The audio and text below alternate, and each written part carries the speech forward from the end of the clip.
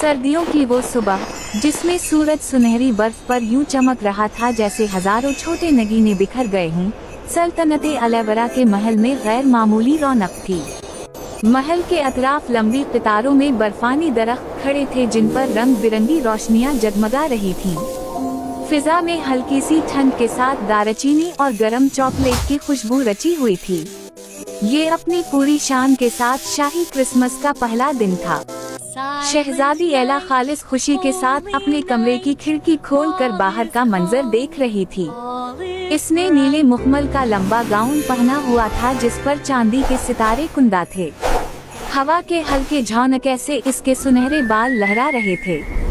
एला की आंखें हमेशा की तरह तजस्सुस से चमक रही थी क्योंकि क्रिसमस इसका पसंदीदा त्योहार था। महल के मरकजी हॉल में बड़े बड़े फानूस जल रहे थे जिनसे नरम गरम रोशनी फैल रही थी। फर्श पर लाल वाव सुनहरी कालीन बिछे थे और दीवारों पर बर्फ के फूलों जैसी चांदी की नक्काशी जगमगा रही थी। दो खादिमाएं बड़े एहतियात से क्रिस्टल की गेंदों को क्रिसमस ट्री पर लगा रही थी। एक ऐसा दरख्त जो महल की छत से भी ऊंचा था और इसकी चोटी पर चांद की शक्ल का शफ्फाफ सितारा रखा था जो खुद रोशनी बखीरता दिखाई देता था। एला ने मुस्कुराते हुए कहा, ये साल सबसे खूबसूरत क्रिसमस होगी। लेकिन उसे अभी ये पता नहीं था कि इस क्रिसमस में उसे एक ऐसा जादू मिलने वाला है जो उसने ख्वाबों में भी नहीं सोचा था। एला अपनी सहेलियों लिया और मेरा के साथ घोड़ों की बगी में क्रिसमस मार्केट की तरफ रवाना हुई। बाहर बर्फबारी हल्की हल्की शुरू हो चुकी थी और पूरा शहर रोशनियां, मिठाइयों और मौसीकी से जगमगा रहा था। बाजार के दरमियान एक छोटा सा स्टेज था जहां बच्चे क्रिसमस की गीतें गा रहे थे। कहीं भने हुए बादामों की खुशबू थी, कहीं रंगीन डोनट्स सजाए थे।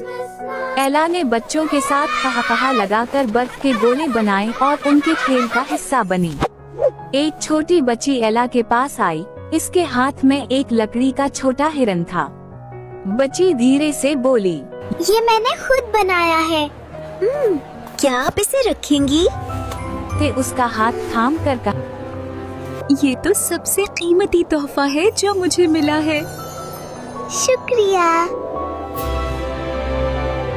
बच्ची खुशी से उछल पड़ी।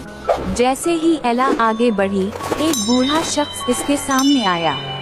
लंबा सफेद कोट, बर्फ जैसे बाल और आँखों में अजीब सी चमक। इसने एला की तरफ एक चांदी की छोटी घंटी बढ़ाई। शहजादी, ये तुम्हारे लिए है। ये घंटी तब बजती है जब तुम दिल से किसी की मदद करती हो। एला ने हैरान होकर घंटी ली, मगर पल भर में वो बूढ़ा शख्स गायब हो गया। जैसे हुआ मैं तहलील हो गया हो। मेरा ने कान खजाया। ये कौन था? एला ने मुस्कुराकर जवाब दिया, शायद क्रिसमस का कोई राज हो। शाम होते ही महल में क्रिसमस की अजीम उशान दावत शुरू होने वाली थी। खादिम खास स्टेज लगा रहे थे, रक्स के लिए चिराग जलाए जा रहे थे और हाई सल्तनत सोने चांदी के बर्तनों में शाही खाने तरतीब दे रहे थे। एला ने चांदी की टियारा पहनी जो इसकी मरहुमा माँ की निशानी थी। जब उसने आईने में खुद को देखा तो ऐसे महसूस हुआ जैसे पूरी क्रिसमस की रोशनी इसके अंदर उतर आई हो। तकरीब शुरू होने से कुछ लम्हे पहले एला की खादिमा घबराई हुई आई। शहजादी, बावर्चियों की टोली में से एक लड़का आर्यन की बहन जंगल में खो गई है। वो डर के मारे वापस नहीं आ सका। इस लड़के का दिल टूट गया है। एला ने लम्हा जाया किए बगैर अपना गरम कोट उठाया। मैं खुद ढूंढूंगी। सब हैरान रह गए क्योंकि शाही तकरीबात में शहजादियों का बाहर निकलना रिवायात के खिलाफ था। लेकिन एला हमेशा दिल की सुनती थी। रात गहरी हो रही थी। एला के हाथ में वो बूढ़े शख्स की दी हुई घंटी थी। जंगल में बर्फ के दरख्तों से चांदनी टपक रही थी और हर कदम पे बर्फ नरम आवाज करती थी। अचानक घंटी हल्के से बजी बगैर छुए। एला ने हैरत से उसे देखा। क्या ये जादू है? घंटी की आवाज बढ़ती गई। कुछ दूर उसे एक छोटी लड़की दिखाई दी जो बर्फ के तौदे के पास बैठकर रो रही थी। क्या तुम आरीन की बहन हो? हाँ, मैं रास्ता भटक गई थी, बहुत डर गई थी। बस अब डरने की जरूरत नहीं, मैं हूँ ना। चलो तुम अब महफूज हो, घर चलते हैं। महल पहुंचते ही आर्यन अपनी बहन को देखकर रो पड़ा। इसने एला के कदम छुए, मगर एला ने उसे फौरन उठाया। आर्यन, क्रिसमस बांटने का नाम है। मैंने सिर्फ अपना फर्ज अदा किया है। उसी लम्हे महल की बुलंद छतों से चांदी के सितारे बर्फ की तरह गिरने लगे, लेकिन ये सचमुच की बर्फ नहीं थी, ये जादू था। वो पुरस्कार बूढ़ा शख्स दोबारा सामने आया। इस बार उसके इर्द गिर्द चमकती हुआ थी।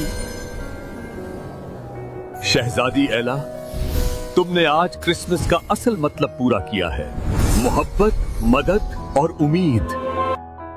ये घंटी अब हमेशा तुम्हारी रोशनी बन कर रहेगी।